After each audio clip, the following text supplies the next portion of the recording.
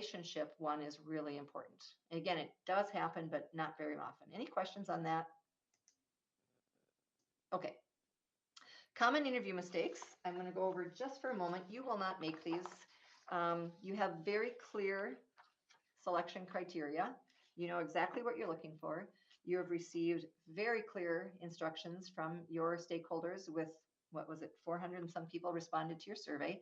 So you know what you're looking for. That's great. It is a two-way street. So please try to make a good impression on these candidates. They're interviewing you as much as you are interviewing them. Occasionally, a candidate does turn down a second interview or even a job if they get bad vibes from a school board during the interview process. So make a good impression if you can. Not going to worry about 3, not going to worry about 4. You know, this is a big picture. You're hiring someone for probably a 2 or a 3-year contract, but it's big picture. Don't get too immersed in the details there. Why do they want the job? This all goes to interview questions. One-way street we talked. Okay, number 8. Incomplete notes is a mistake because you're going to have a lot of information coming at you and it's hard to remember everything. When you, for example, are reviewing the applications, it's going to feel like a lot. And I suggest when you review the applications, you don't have to look at every single thing in their packet. The big stuff will give you a sense of if you want to interview them or not. Their cover letter, their resume, their answers to the questions that you're asking in your application, their letters of recommendation. Those tend to be the big 4 or 5 things, maybe their work history, but you shouldn't need to delve down into the details of their transcripts and their license and all of that kind of stuff.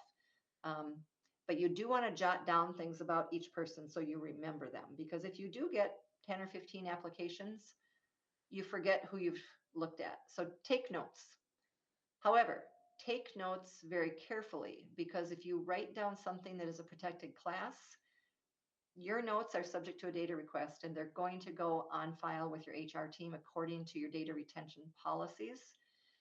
Same thing with the interviews. Take notes during the interviews. Please don't write down something that is a protected category just because that's how you're going to remember them.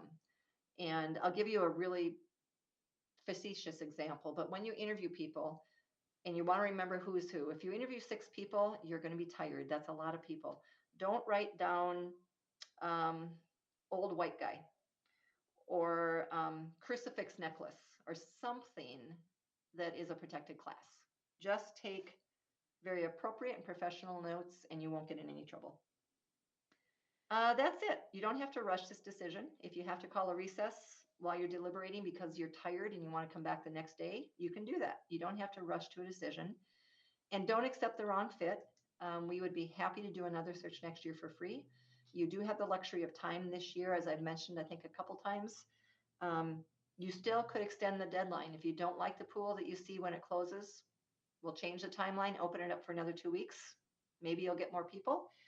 And if it doesn't happen, we'll get you an interim and then we'll redo the search again next year at no additional charge. And then the last thing is please make sure that you do check your bias at the door. And I'm going to talk about bias just for a moment, unless there's questions on the mistakes. I'll give you 5 seconds. Any questions on these? Good to go. Okay, great. Thank you. Next page is the bias, and this I think is in your abbreviated packet. There's nothing wrong with bias because everybody has them. What it means is that when you see people, you make an assumption about them based on what you see or what you hear. You just automatically make some assumptions. You cannot exist as a human being without having bias. It's a very natural thing to have. What we want to be careful of, though, is allowing your bias to affect the decision you make for the district. And I'll give you a couple examples of times that it did affect the decision. So these are true stories, but there was a board, unnamed, Northern Minnesota, a couple years ago, that had 2 finalists. And the finalists were both incredibly qualified people. One was a man, one was a woman. And the interviews went great. They had tremendous answers. They were both very strong. During the deliberations, the board was talking about the candidates, trying to figure out who to make an offer to. And a board member said, you know what? I thought John had a really strong personality. He was very direct. He said what he thought. I think he'd be a great fit in our community. There's head nodding around. And then they eventually got to the second candidate, who was a woman. And I swear, the exact same board member said, you know, Jane has a really strong personality. She's very direct, and I just don't think she's going to fit in this community. So I want you to tell me, and I can't see you, but someone tell me what kind of bias that was. Gender bias. Gender bias. Thank you very much. That individual had a bias to a strong man with a direct opinion and whatever had leadership qualities. A strong woman with a direct communication style was not good. So without question, the exact same observation was good for the man and bad for the woman. And so that is something you want to be super careful of. You're looking for the best person for the job. The other one that happened was age. So there were three finalists actually, but one finalist was probably in their 50s, and the other two finalists probably in their 30s or 40s. And during deliberations, they were talking about how important it was to be on social media and get the message out and make sure that you have a Twitter account and this, everything was so important. And people said, I'm pretty sure that Arnold does not have the savvy technologically that I know Ben does. And so, gosh, I'm leaning toward Ben. And everyone's agreeing with it and nodding. And luckily, they didn't make the actual decision on that, because what happened is we found out Ben refuses to use social media. He did not have a presence. And Arnold, who was in his mid 50s, was a mad tweeter. He tweeted every day, like 6 times. And so the assumption about technology based on age would have really hurt that search if they made a decision based on that. So age is also big. The last one is geography. And I think this is going to be applicable in Albert Lea. There is some bias in the metro against Greater Minnesota, and there is bias in Greater Minnesota against the metro. So I just want to ask folks to keep in mind that we're talking about individuals, and we're going to want to get to who they are as a leader in the interviews and not make assumptions about who they might be based upon what district they work in. But I know that in Albert Lea is going to be something that we're sensitive to. We just always want to be careful that we're not assuming something about them without really trying to find out who they are. So we can ask questions to try and find out who they are to uncover concerns you might have. But the geography bias does rear its head. And the last one is, it's a hard word to say, familiarity. The bias of being familiar with someone. This comes into play most often with internal candidates. Sometimes it's the very best thing for an internal candidate that you know them. And sometimes it's the very worst thing for an internal candidate that you know them. So a double-edged sword. Same thing with people in neighboring districts. You have administrators all around you in South Central Minnesota. And so some of those people might be in your pool and you might know things about them, good or bad. So trying to set that aside is tricky, because there's going to be people that you probably know and people that you have no idea who they are. And trying to find a middle ground on that that's objective and fair can be tricky. So if nothing else, pay attention to your bias about who you know and don't know. But because it's human nature, I'm never going to say that don't trust your gut, because you should trust your gut. Just be aware that you have some stereotypes that exist in your head, and we want to be as clear of those as possible.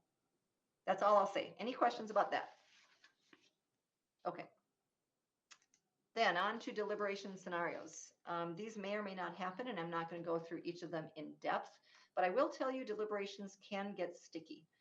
One, if you have a great pool and you just can't agree on who to move forward because everybody was great, or in the last round, maybe 2 out of the 3 were great, and you're split with who you want to hire, it can get, people can get very stubborn and refuse to compromise or not listen anymore openly to what someone else might be saying.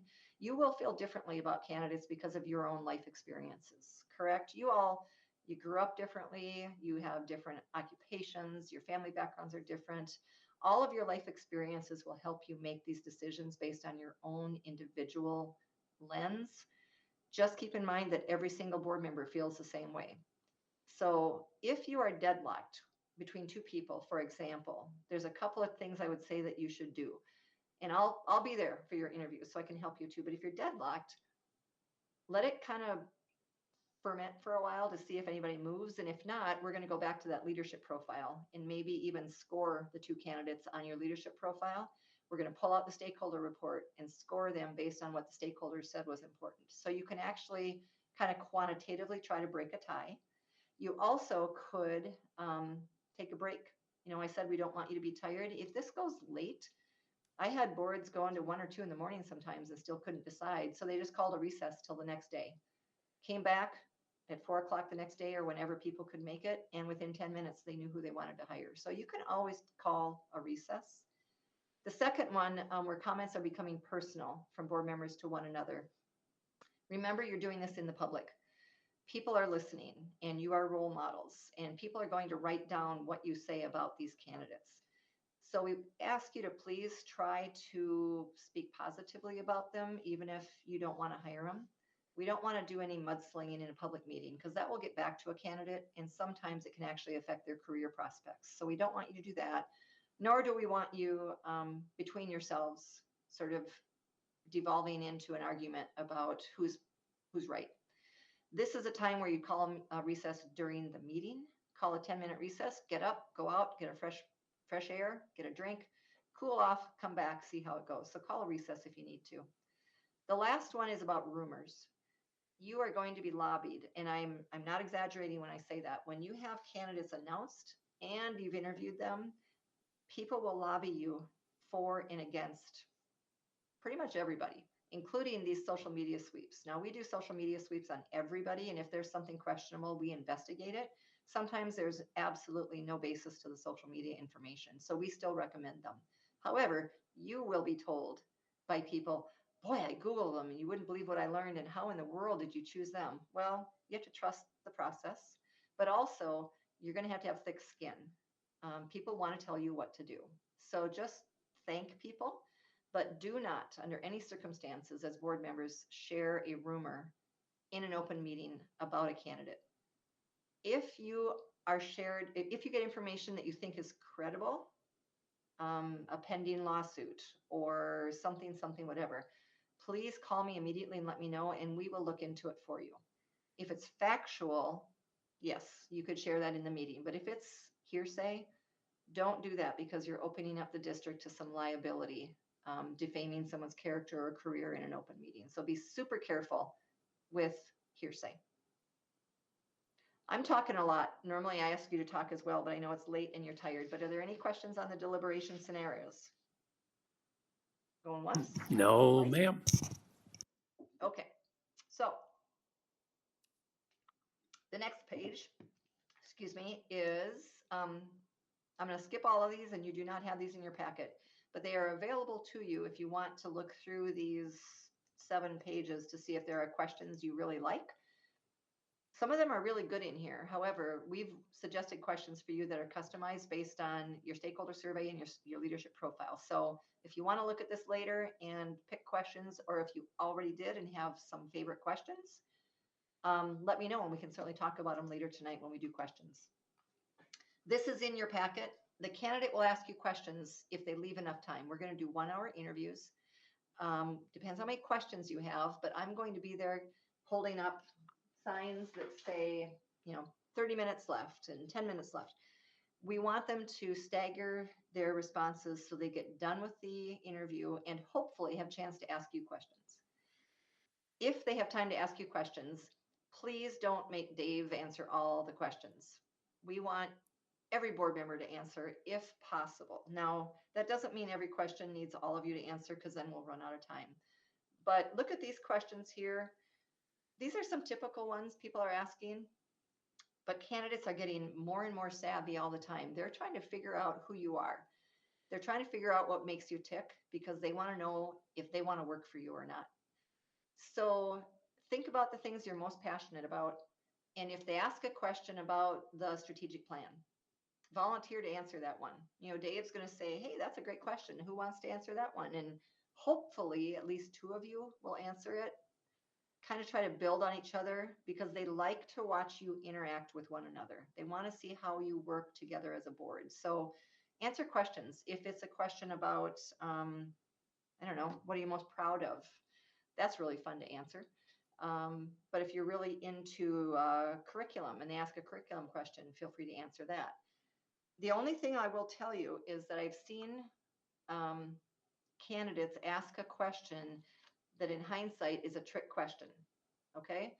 So as you know, our governance model is the board governs and the superintendent manages. And that works really well as a team. You all have kind of your lane, right? I've seen a couple candidates ask a question that is very, very detailed and very management oriented, and they want to see if the board tries to answer it or not. And if the board actually answers it, if someone or two people on the board actually answer it and they know the answer, that can actually give that candidate pause because they might think that you are then a micromanaging board and they want to have the autonomy to run the district based upon what you tell them to do. So the question might be something, a really complicated question about finance. You don't have to have the answers to those questions. You should feel comfortable saying, you know, we trust our finance department to handle that. They bring information to us as a board, we take a look at it, and we make decisions based on their recommendations and what we feel is best. But we don't really know that stuff. That's really down in the weeds. So I just want to caution you that if someone asks a really detailed question, it might be a good idea not to answer it if you truly don't, don't fake your way through it. And if all 7 members know everything about finance, those candidates will probably not accept an offer. They're going to want to know that you stay out of the weeds. But something learned at a different district. All right, just about done here. Reference checks. I know we've talked about this and I don't have my notes, but we would like someone on the board to make a couple reference check calls between round 1 and round 2. Can you remind me who volunteered for that? Does anybody remember? I believe I probably did, Barb. Yep, I think it was Dave. Yep. Dave? Okay. So I have 2 or 3 pages kind of similar to this that I will give to Dave when he starts making reference calls between round 1 and round 2. The gist of it is you'll be surprised what people will tell you as a board member versus what they'll tell the search firm. They're generally pretty guarded with us about what they say. Plus, we're limited to the references that are listed on the application because the names aren't public yet. By now, everything is out in the open. Dave could call whoever he wants to and ask anything. So they'll tell you a lot of stuff that will help you decide if you've got the right people in round 2 or not. And then this page is about deliberating in public. I already talked about it, so I won't hammer it home. Generally speaking, though, please try to speak positively of these people. Not every state forces people to interview for this job in public. Many states do allow all of this to be done in closed session. So until you announce the candidate, nobody knows who's applied. But in Minnesota, they've put themselves out there. They're in the public. Their own district knows they're interested in Albert Lea area. And it's not easy for them. So we do ask you to please treat them with the same care that you would like to get, which is don't criticize their performance. Don't point out things that they didn't do very well. Try to focus on the positive, but ultimately you're going to have people rising to the top. And remember that not everybody interviews great. They might be really nervous, but they might be a stellar candidate. Keep looking at those application materials. Don't dismiss them if they blow the interview because they still might be really good and they might do much better in the second round. But deliberating in public is important, I think, to keep in mind again. And you're doing your round 2 interviews in the evening at 4 o'clock. So you'll be deliberating that night. There might be a lot of people listening. So keep this in mind and please just do your best to keep it positive. That's it, other than the superintendent contracts. And I know we did talk about it, and I believe you have someone on behalf of the board negotiating with this person if you do end up making an offer. Yeah, a board designee begins negotiations on April 1st. That also was Dave as board chair, wasn't it? Yeah. Yes. Have you been talking about a model contractor coming up in working, I think, with Ashley, your HR or your attorney, with a contract you're going to be ready to roll out on April 1st? Not yet. No. That might be something you want to do in the month of March to make sure that you hammer out some kind of model contract that either it's based on your old contract or our model contract. And then you need to bring it back to the full board to look at it to see if there's agreement on kind of the guardrails as far as dollars and benefits that you're in for your starting point. Because obviously negotiations are negotiations, but the board should approve the starting point for Dave to be able to immediately on April 1st email a contract to your selected finalists and start talking. You have 6 days. April 7th, you're hoping to approve a contract if all goes well. But that means that he's going to have the board's approval on kind of those parameters that you want to put on the contract. So try and do that maybe in March if you could. So that's then a board agenda item then that we go through? Yep, I would put it on there. You know, I'd probably try and come up with one, Dave. I don't know if you have a negotiations committee or if it'd be you and Ashley and your council coming up with a contract. And then you bring it back to the full board in an open meeting to talk about kind of where are you in terms of the starting spot. Okay, If you want it in the consent agenda, some boards do that. They're just very comfortable reading it in the consent agenda, and if they want to pull it out for discussion, they can. It really depends on what the board wants to do. okay, all right, thanks. Okay. That's all I have for interview training. I went through it pretty quick. I know you're tired, but are there any questions on the interview training packet? No, there isn't. Nope. Twice. Mary Jo, Okay. did you? Oh, she looks good. We're good? Yes.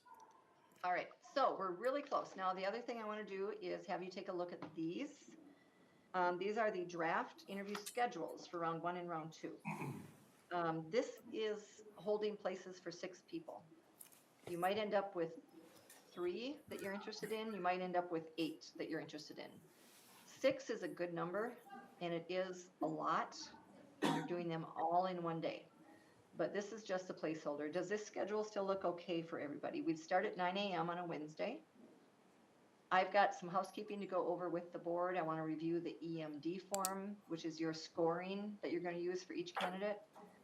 They're 1-hour interviews, 15-minute breaks between each interview, and then a half hour for lunch at 12:45, and then maybe 3 more. And then a half hour break for us to tally all of your ratings and scores. And then by 5:15, you'll be deliberating on who should come back for round 2. Is this good? Yep. Perfect. Where will the interviews be held? I need to fill in that yellow to be determined. Interviews will be held in the, Boardroom. Oh, wait. Yeah, that's where we do them, yeah. Yep. What's Yep. the room? 109.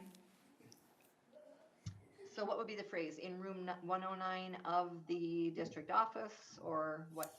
High school? Brookside Education District, Center, yeah. room 109. Brookside Right, is that what we call it? Education.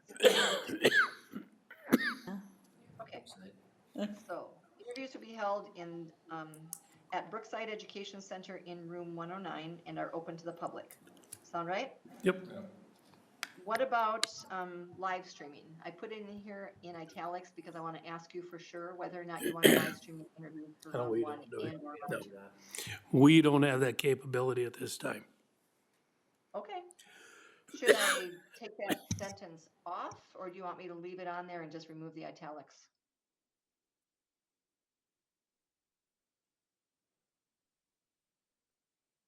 Should I just take it off? Sorry, yep, I don't want any employers getting mad at us with employees watching during the day. Just kidding. Yeah, take that off. We don't have that capability. Okay. And even if you did have the capability, I would recommend you not live stream because honestly, the people who interview later in the day have a big advantage. They watch the first 2 or 3 interviews, write down every question, they come in way Yeah. more prepared. It's true. So Okay. I don't like live streaming the interviews. I don't think it's fair to the candidates, but I will completely remove the sentence that is in italics. Okay, the next page is round 2. Here we are on Monday, March 31st, beginning at 4 o'clock. I won't have any housekeeping items for you, so we can start the interview right away at 4:05. Sometimes a candidate is very succinct and they get done in less than an hour. So that's why those little asterisks are there for both round 1 and round 2. We can start sooner because times are approximate. If a candidate is there and they're willing to start a little early, this is not written in stone. Okay, so there's some flexibility here if people go too short and we can move along a little more quickly. So I like that flexibility for you. I'll do the same thing at the bottom. All interviews will be held at the Brookside Education Center in room 109 Correct. and are open to the public, and remove that sentence. This is holding 3 spots. You might only have 2. You might have 3 or 4. It just depends. The one thing to keep in mind is that by the end of March, some candidates will be in a couple of different pools. Not always, but sometimes. So it can be helpful to have 3 people in round 2, because occasionally one of them drops out between round 1 and round 2. And you've got March 26th, you have 5 days. So you have 5 days between choosing your finalists for round 2 and actually interviewing them. And in those 5 days, maybe someone takes another job. So if you have 3 people, at least you're left with 2.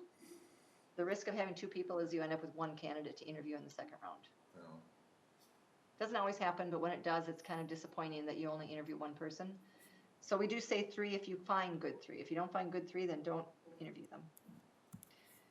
On this day, we'd recommend tours be given of the district. I'm assuming that's something that would interest the board, and we probably talked a little bit about it already. Who would I work with in the district to arrange those tours? This is again done by the district, but I have samples of all kinds of different ways to structure candidate tours. Would I send those to Darcy and copy Dave? I think that's a Yep, good that's idea. what I would yeah. say, yep. You want tours then? I think that's great. Yes, correct. Yep. Yep. Want to give some thought to who are the hosts for the tours, and I'll just tell you briefly what your choices are. Usually the building administrators give the tours in their own building, but a host accompanies the candidate from building to building. If it's an adult, they usually ride with the person. It's a community member or a chamber person or a former school board member that is the host, and they just kind of drive them around. Sometimes districts don't want that, and they want a district transportation, so a van and a district driver to take them around from school to school to school. That is required if you have students serving as hosts, and there are some districts that invite 2 students per candidate to be their hosts. So 4 to 6 students could be invited to accompany your finalists on March 31st from building to building to building, but then they definitely need to have a district driver and a van or a bus. Something to think about. I like You don't that. have to do it today, but you will need to decide at our next meeting on March 18th. Any initial thoughts of it, or yes, no's on any of the who gives tours kind of thing? No initial thoughts, yeah. I like the student Okay. involvement. I'm just gonna say that. Yeah, no, I think it's a great idea. Through student council and. Districts that have had students serve as the hosts have had really great feedback from candidates, because the candidates get to ask, and usually it's seniors, juniors or seniors. And sometimes it's the principal that chooses who gets to be a host, because it's kind of that, again, who do you pick to do it? But sometimes the students that are doing it give the candidate a glimpse into student life that they get to accompany for 2-3 hours that day, and it brings a new energy to their interview. So students are great if you can pull it off. If not, you'll want to figure out who can host them, and we'll talk about that on the 18th, okay? Tour hosts. All right, that is it for interview schedule. I will make those notes, and I am done with that. I'm also done screen sharing. Thank goodness. So now I can see your faces again. Where are you? Here we go. Okay. We are at the last part of the meeting. So Norma, if you could please distribute the draft She did. proposed interview questions to each board Okay. member, that would be great. Thank you.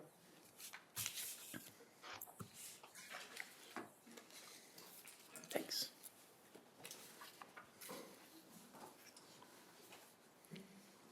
I did email this to Mary Jo, so she's got it as well.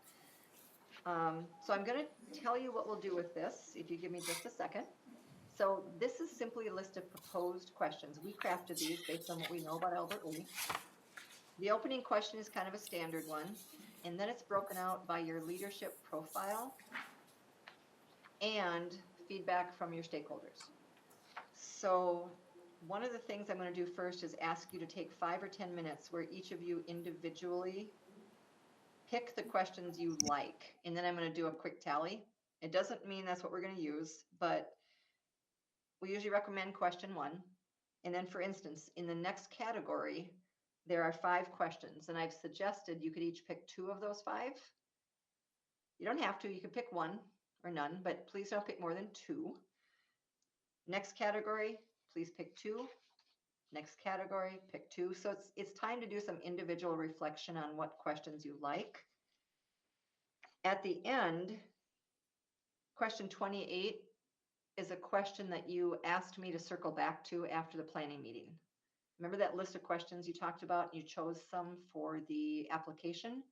There was a question in there, and it is question 28, but we edited it and we added some things. And you said, please bring this back for interviews, whether it's question round 1 or round 2, I don't care.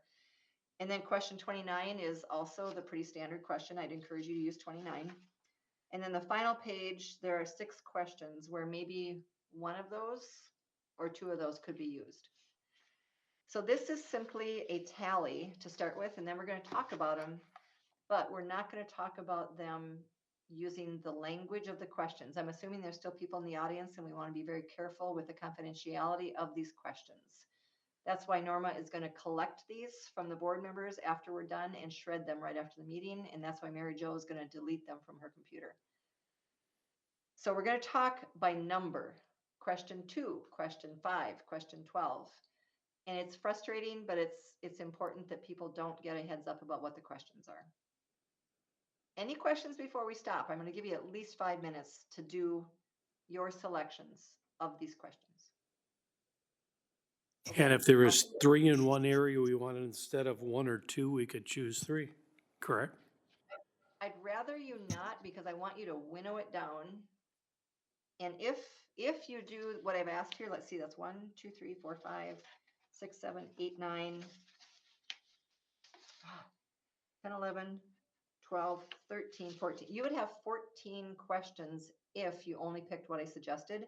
But what a lot of boards end up doing is combining questions, because a lot of people liked question 8 and a lot liked question 9, and we merge them together into one question. We can do that too. Give it your best shot. I'm going to log off for less than 5 minutes, and you let me know when you're ready to take a tally.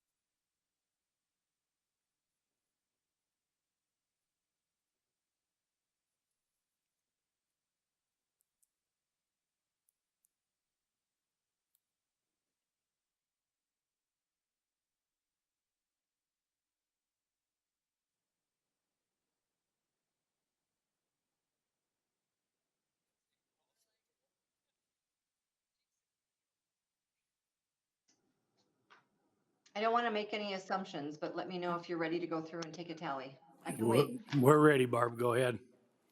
Okay, thank you. So how many board members are still in here? 5?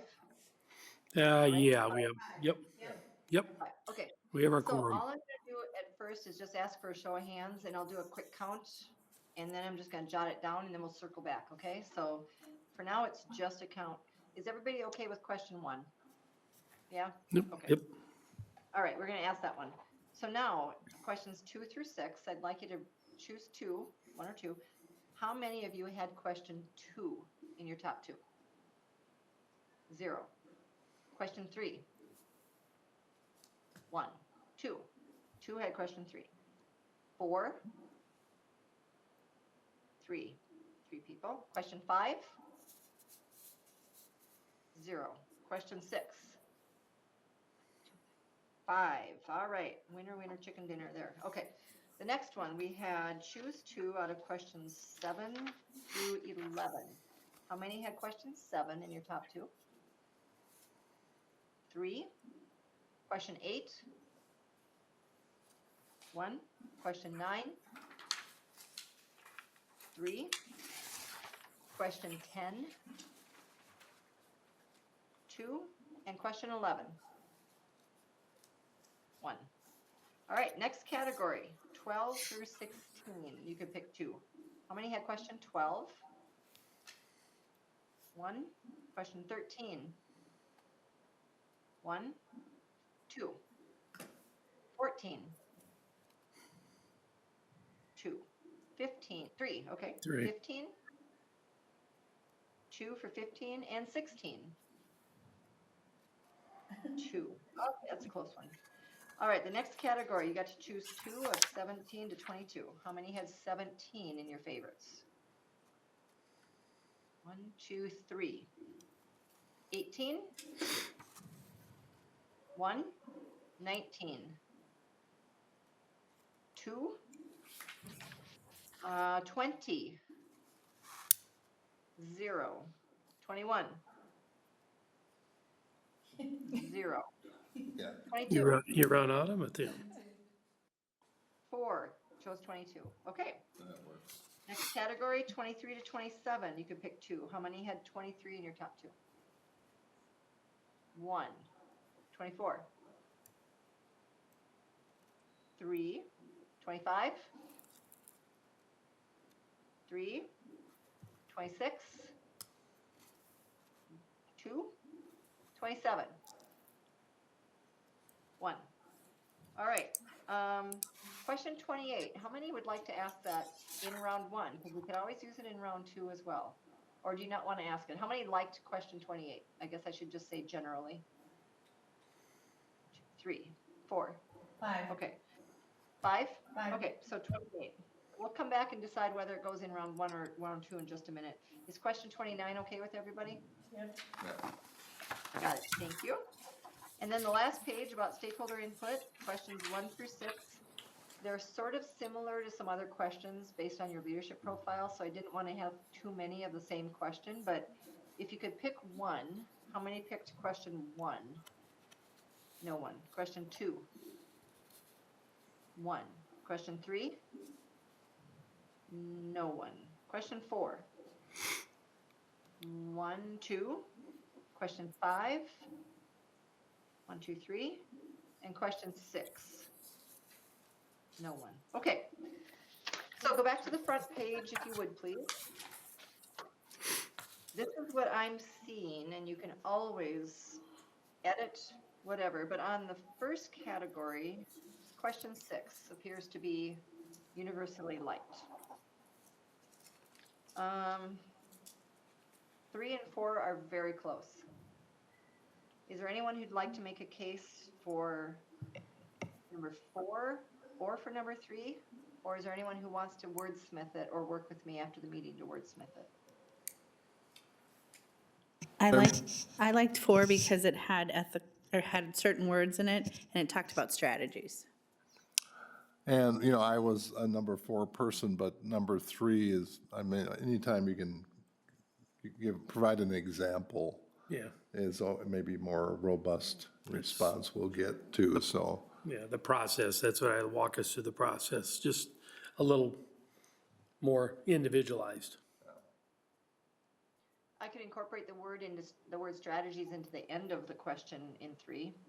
That'd be okay. And what strategies did you use? Yeah. If I put that in there, does that make question 3 better? Yes. Sounds good. Okay, so question 3, and what strategies did you use? Or something like that. Okay, so questions 3 and 6, and I think those are different enough where someone's not gonna give you the same answer for both. Because I do wanna be careful not to ask the same thing and get the same answer. This is meant to really help you figure out what you wanna get from them. The next category, you were really evenly split between questions 7 and 11. It's 7 and 9, got 3 votes each. If we use 7 and 9, is that okay, or does someone want to advocate for question 10 got 2? I'd be okay with 7 and 9, and I was a tenor. Are other people okay with 7 and 9? Yes. Okay, I'm gonna circle 7 and 9, and those also I think are different enough. Yeah, okay. And remember that we could use these for round 2 if you want also. So I've got question 1, 3, 6, 7, and 9 so far. This next category, you were very, very evenly divided. The only one that had more than 2 votes was question 14.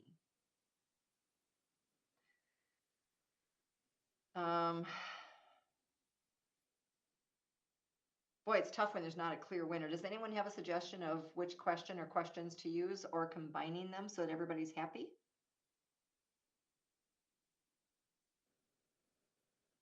And remember, the question on the very back page is real similar to this category. And on that page, I would say question 5 on the very last page had the most votes. There were 3 people that chose that one.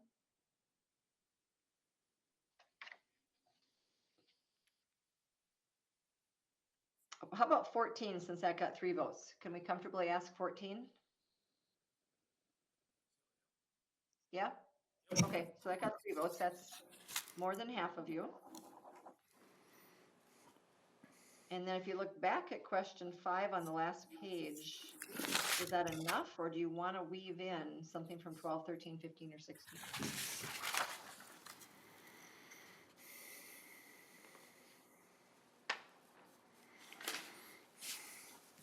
Well, I'm concerned that we don't have a diversity-related questions. I want to retain 16 just because I don't know if we have any other questions that speak to that, and with a almost 50% ethnic diversity within our student body, and I just, I think that's our opportunity with that, with. I'm fine with that. I had voted for 12 and 15, but I'm fine with 14 and 16. There really weren't any questions I didn't like. Okay, Mary Jo, you too? Okay, so 16, 14 and 16 we will ask. The next one, 22 had 4 votes, so I'd say we could include 22. Do you feel like we should ask another one that's more specific to, like 17 got 3 votes. If you feel 17 got 3 votes and 22 got 4, if you feel 17 and 22 are different enough, we could ask both of those. Or do you think they're too similar and you'd only get the same answer from somebody? I think 18's closer to 22. But I don't know, either one of those, that's what we're seeing is, the financial challenges, so. Barb, how many were for 17? 3. Yeah, I think 17 is.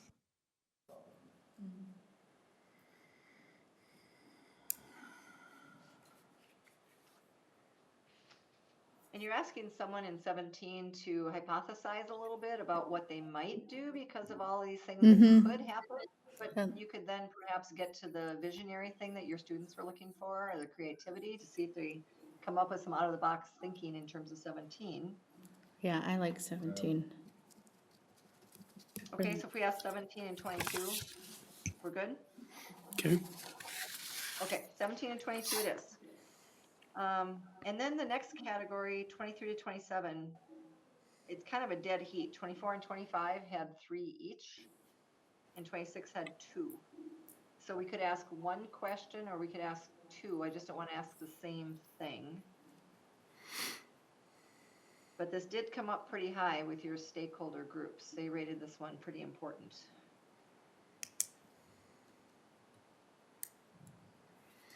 I like 26 because they need to provide an example. yeah. Oh,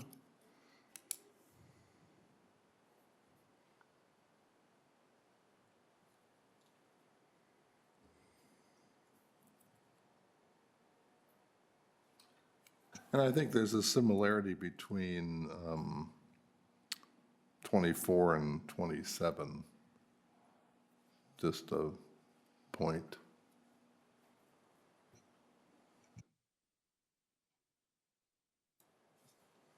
Could we wordsmith 24 and add that section of measurement up from 25? Put that, Sure. uh, We could combine 24 and 25 together. Yeah, that's a good idea. Yeah, good idea. Okay, let's combine 24 and 25, especially regarding that fourth word of measure and evaluate. And I'll find a way to, it probably won't be quite exactly worded the same, but the context will be the same. Hmm. Okay, so 24 and 25. So is that enough of a question in that area versus trying to come up with another question for the category of that?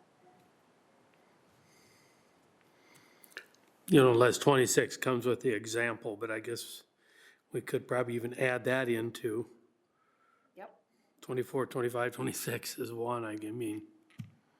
I could try to do that. It'd be a long question, but these people will have a copy of the questions in front of them. And I always tell them, make sure you read the question and answer everything they're asking. So it could be almost a 3-part question if you want to include 26 up in that also. If you're okay letting me do that. I like Yeah. that because that makes them think about it, and then how did they give us an example about it? So it's not just talking about it. So the prime thing is the example, but we'll combine 24, 25, and 26 into one question. It'll be a long question, but people will have to be sure they answer it to your satisfaction. See Okay? if they pay attention. Exactly. Exactly. Question 28 was the one we talked about at the planning meeting. This could be asked in the first round, or you could save it for the second round. And the way to think about questions is when you picked your application questions, it was pretty broad, you know, you just wanted some big picture ideas, and you'll read their answers when you see the applications. Round 1, it's like a funnel, starts to come down, it's a little more specific. Round 2 is going to be even more specific, and you're going to want more concrete examples, even maybe some scenario questions of what they've done or what they would do. So if you think of it that way, do you feel like question 28 belongs in round 1 to help you decide who to bring back again? Or does it belong in round 2 to help you decide who to hire? It's kind of like a proud parent. Everyone wants to talk about their kids.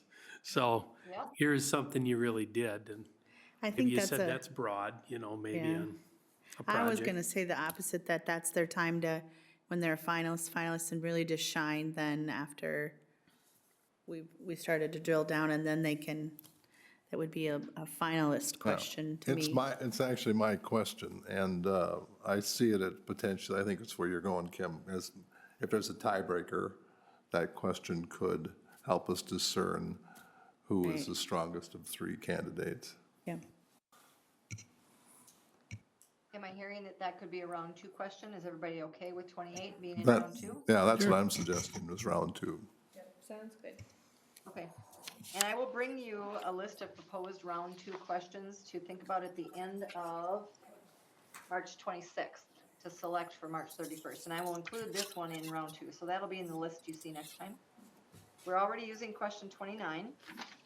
And the last page, do you want to use question 5? That had 3 votes. Question 4 had 2 votes. And question 2 had 1 vote. How about, maybe that's a round 1 question, What do you think? I mean, if we're giving them the moment at the end to shine, maybe that's a decider on what did you do in round one if it's come, I don't know, just was thinking as you had said, I thought, hey, kind of similar philosophy. Yeah. Works for me. Yep. At 8 o'clock? Yeah, it works for me. Yeah. It's- 8 o'clock at night, Barb, it works for us to do that one. Oh, what, I'm sorry, I'm not clear on what you're, are you using questions 1 through 6 for round 1 or not? I'm confused. So we would want, so on that back page, number 5 We just talked about as a round one, maybe. as round 1. Okay, so use question 5 in round 1, and then we're saving question 28 or whatever it was for round 2. Yes, yep. Okay, I'm gonna read these out loud one more time, and if you have your notes in front of you, please make sure I've got it right, okay? You have selected to ask questions 1, 3, and I'm gonna add, and what strategies did you use, or something like that. 1, 3, 6, 7, 9, 14, 16, 17, 22, 24, 25, 26, that's gonna be one question. 29, and then 5. Is that the same as your notes? Yep. Yep. Let me count. 1, 2, 3, 4, 5, 6, 7, 8, 9, 10, 11, 12. That'll give you 12 questions for round 1. That's a nice number. It's not too many, and it's not too few. It should use up a good chunk of the hour, but not all of it, so they still have time to ask you questions as the last question. So, any final thoughts on this before I ask Norma to recollect these from you and shred? Anybody? Okay, a 3-hour meeting. Well done. It's a lot of work. I appreciate you hanging in there with me very much. I will get these. No, I knew that wasn't the case. I should let you know that I don't ask them in this order because they're grouped under, leadership profile. They're too similar to one another to ask them back to back. So I kind of popcorn them up and I mix them up. So we start with the easier questions. The middle gets a little tougher. The end, we save the pretty tough questions for the end, and then there's usually a softball at the end as well. So they won't be in this order, but I will do it the way that you've asked. So thanks very much for that. That is everything I had for you tonight. Follow-up steps, I'm gonna send probably tomorrow or early next week the blurb to Darcy and Dave to let the groups you identified, and were there 11 groups, am I correct about that? 11, or is it more? To provide input in round 2. I think it was 11. 11? 11, yeah, yep. All right, and so Dave, you'll work with Darcy to be clear on which 11 groups those are to get the invite out. But I'll get the blurb to you, if not tomorrow, Monday, we do have time, but 11 groups, I'll get the blurb out. I'll send a blurb to Darcy and Dave and copy Norma about getting the stakeholder report out to people, and perhaps in an email blast and a press release, et cetera, et cetera. I would also encourage them to include a link to the Q&A session about the Albert Lee area search. If you have not watched it as board members, please do watch that. We've only had 23 views of the Q&A. So I think being proactive and sending that out with the survey results would be good because people want to know what's going on. Transparency came up how many times in your survey? Hundreds of times. And so being transparent with that Q&A I think is helpful, but having only 23 people watch it so far is a little concerning that rumors might be out there supplanting the facts that are in the Q&A. So that might be a good idea, but please watch it if you haven't. And then I'm done, other than questions. Do you need anything more from me tonight? Anyone? I think we feel good. Great. Thanks for hanging in there. Very great discussion on input in round 2. That's a tough conversation because there's always ripples from every decision you make. So I appreciate you waiting to decide on committees or whatever you were going to do until after you saw that report. Very much appreciated the candid conversation you all had. So have a good night. I will allow you to finish your business or adjourn the meeting, whatever's next, and I'll see you next time. And please reach out, stay in touch if you have questions about the process. Sounds great, Barb. Thank you very much. See you at Capitol today. Any questions? Any other? If not, I'm not going to vote. Meeting's adjourned.